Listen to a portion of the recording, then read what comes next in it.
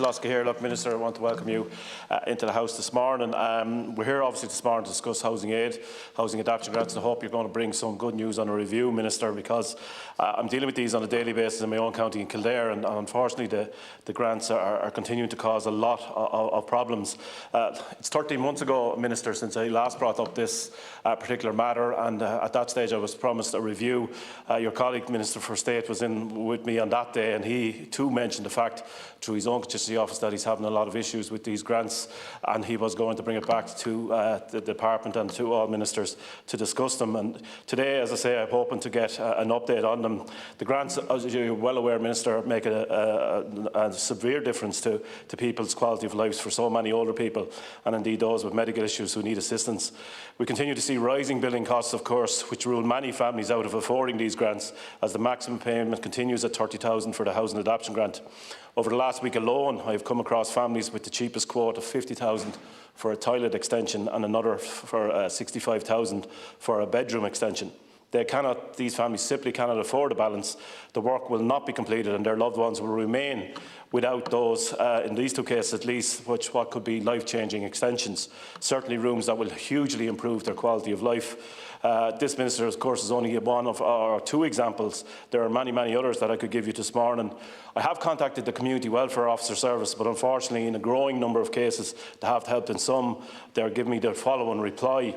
The County Council is tasked with providing help with the costs associated with the adoption of houses on medical grounds, and as such it is their responsibility to provide the cost of this. We would not be in a position to help with the cost of this project, as the County Council holds the responsibility in this matter. And as I say, Minister, that continues to be the response that I continue to get to try and bridge that gap for so many families. And so many families that I'm dealing with just cannot afford that room that could make a difference. In relation to the housing aid grant, the limit is, of course, €8,000. More and more applicants are applying for windows replacement, roofs and heating, and are finding that that figure is nowhere near enough to cover the cost of the quotes that they receive. In a recent case I had, the quote was almost 1 year old, because that was the length of time that the local authority had taken in order to get around to the grant. So they were asked to supply even a fresh quote.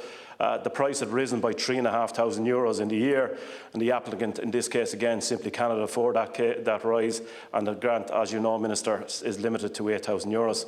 So, Minister, the problems have only multiplied since last year.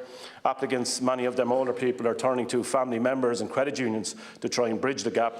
Many, because of their age, are not securing these loans. I've said before, the works allowed under these grants will allow our older population to continue living in their homes where they want to be. Unfortunately, the grant, as its means tested on its limits, is simply not fit for purpose anymore for many of these people. Too many of our older population find themselves unable to access a grant which, at their time of life, is essential to their well-being, and which I have said on countless occasions is needed for all their work and their contributions to the state over so many years. The issues are having a knock-on effect. In some cases I'm dealing with as well, Minister. The applicants must remain in hospital because the family cannot afford the cost of the work to be done to their home. I know that excellent local authority staff dealing with these grants are inundated with queries from worried applicants, fearing that they will not get the work done in their homes. We need to provide additional resources to local authorities to cover the administration of these grants. Most importantly, Minister, we need to change the criteria so these grants can be carried out. The ever-increasing waiting times for some of these grants are a worry, both at the beginning of the process and when payment is due. From previous parliamentary questions from Labour Party colleagues, we were told a review would be carried out at the end of last year. I hope today, Minister, you will come with an update on that review. Thank you very much indeed, Senator Wall. Minister to respond, please. Thank you, Cathaoirleach, and I thank Senator Wall for raising this very important issue and allowing me the opportunity to provide an update on the matter. My department provides funding to local authorities under the suite of housing adaptation grants for older people and people with a disability to assist people in private houses to make their accommodation more suitable for their needs, which also facilitates early return from hospital stays. The grants include the Housing Adaptation Grant for people with a disability, the Mobility Aids Grant and Housing Aid for Older People Grant, which are 80% funded by my department, together with a 20% matching contribution from the resources of the local authority. The detailed administration of these schemes, including assessment, approval, prioritisation and apportionment between the three schemes, is the responsibility of the local authorities. Funding of £81.25 million is available nationally in 2022 for the Housing Adaptation Grants for Older People and People with a Disability Scheme, and a further £83.75 million has been allocated for 2023, continuing the overall year-on-year increases in the grants since 2014. The Housing Options for Our Ageing Population's policy statement emphasised the Department's commitment to streamlining the application process and ensuring the grants were more accessible to applicants.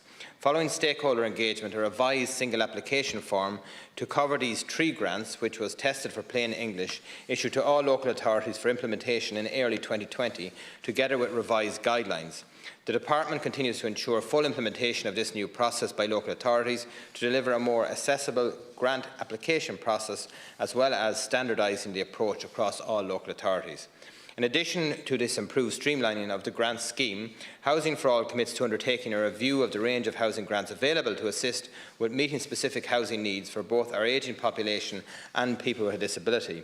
The review is continuing within my department, informed by a focused stakeholder consultation process, which resulted in over 40 submissions received from a range of stakeholders, including local authorities, the Department of Health, HSE, Age Friendly Ireland, the Disability Federation of Ireland, the Irish Wheelchair Association, the Jack and Jill Foundation, Independent Living Movement Ireland, As I Am, Family Carers Ireland and Acquired Brain Ireland, to name a few. Among these being considered under the review are the income thresholds, the grant limits, the application and decision-making process, including supplementary documentation required. The review will also consider the cost of disability research, Disability Research Report, which was published by my colleague Minister Humphreys in December 2021. The review remains on target and to be completed by the end of this year. And I acknowledge your significant interest in raising it on a number of occasions, Senator. Thank you. Thank you indeed, Minister. Senator Wall. Yeah, can I thank the Minister for his reply? It is comprehensive reply, it is, and I have no doubt, and I'll put on the record again my thanks to the State for providing this funding, because it makes such a difference, and I'm sure the Minister is well aware of that through his own office, to so many people. The problem obviously is at the moment that we now have people who are waiting for such a long time and cannot wait anymore. We're told from the Minister today that the reply that the review will be carried out by the end of this year. Could I ask the Minister to bring back to the Senior Minister that this be carried out as quickly as possible, because people just can't wait. I've given 3 examples today, or maybe 4 examples of what's coming through my office. I've no doubt members across the House here and indeed the other House could give multiple examples of that. People are in hospital, people just can't wait, and the review needs to be happening as quickly as possible. More importantly, we need to change the criteria, and I hope that will happen. But I thank the Minister for his reply this morning. Thanks lots. Very much indeed, Senator Wall. Minister, for the last word. Thank you, and I again thank Senator Wall for raising this as he has done on previous occasions, and I will raise it with Minister O'Brien in connection with the review. It's important that is completed this year, because, as you said, these are a very valuable resource to make people's lives better and allow them to live independently. And I think as a state, that's absolutely the space that we need to be in. Obviously, as I said, we've increased the funding year on year since 2014, which will allow a greater number of grants to be carried out. But it's important that they are carried out and people have access to the services. So, as I said, I will raise it with Minister O'Brien again, and look forward to working with you in the future, and will provide you with an update in relation to it. Thank you, Carla. Yeah.